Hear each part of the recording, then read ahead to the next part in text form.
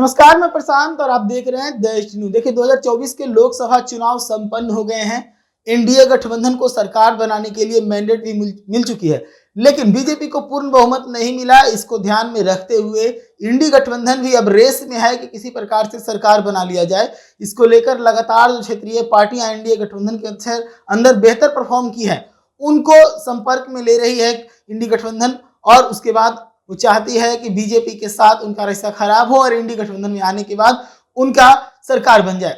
हालांकि इस वक्त एनडीए के पास चूंकि बहुमत है, तो एनडीए अब सरकार बनाने की जो कानूनी पहल है उसको लेकर धीरे धीरे आगे बढ़ रही है। सबसे पहले देश के प्रधानमंत्री नरेंद्र मोदी ने अपना इस्तीफा राष्ट्रपति को सौंप दिया। उसके बाद कल रात में राष्ट्रपति के आवास पर जो पुराना मंत्रिमंडल था उसे विदाई समारोह में एक भोज भी दिया गया। उसके बाद अब खबर है कि समर्थन भी दे दिया गया है। जो भी एनडीए के नेता है वो सभी समर्थन दे दिए हैं नरेंद्र मोदी के नाम पर।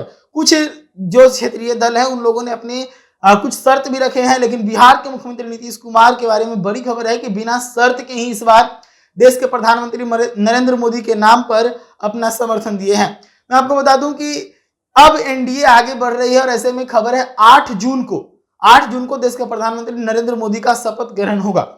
शपथ ग्रहण को लेकर भी चर्चा जोर शोर से है। शपथ ग्रहण में कौन कौन लोग आएंगे, किनको बुलाया जाएगा, इस चीज को लेकर भी अब नाम धीरे धीरे करके सामने आने लगे हैं। सबसे पहले मैं आपको बता दूं कि 2014 में जब देश के प्रधानमंत्री नरेंद्र मोदी सत्ता में आए थे, जब शपथ ग्रहण उनको लेना था, तो उस वक्त उन्होंने सार्क देशों को इन्वाइट किया था। सार्क देशों के जो राष्ट्राध्यक्ष थे वो पहुंचे थे।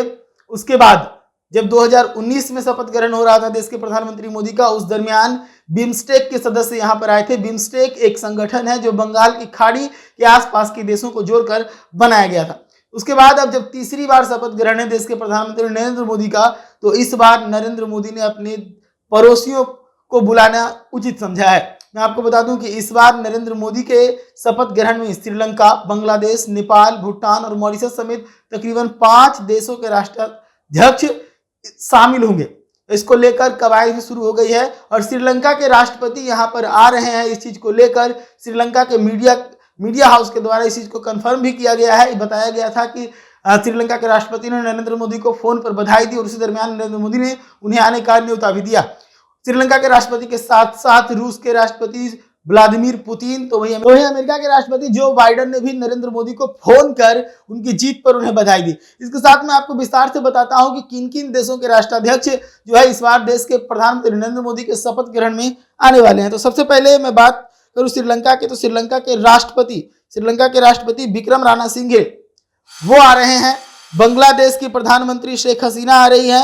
नेपाल के प्रधानमंत्री प्रचंड आ रहे हैं। मॉरिशस और भूटान के भी राष्ट्राध्यक्ष इसमें शामिल होने वाले हैं। तो इस बार मैं आपको बता दूं कि नरेंद्र मोदी के जब शासनकाल शुरू होंगे तो कोशिश होगा शायद कि जो क्षेत्रीय देश हैं उनके साथ कहीं ना कहीं रिश्ता सही हो, क्योंकि पिछले 2 कार्यकालों में देखा गया है कि नरेंद्र मोदी ने रिश्ते सुधारे हैं कई देशों के साथ, लेकिन वो सभी दूर के देश हैं, जैसे अमेरिका है, रूस है, इजराइल है। ऐसे देशों के साथ उनका रिश्ता मजबूत हुआ, जिसको लेकर वर्ल्ड लीडर के रूप में देश के प्रधानमंत्री नरेंद्र मोदी का चेहरा उभरा।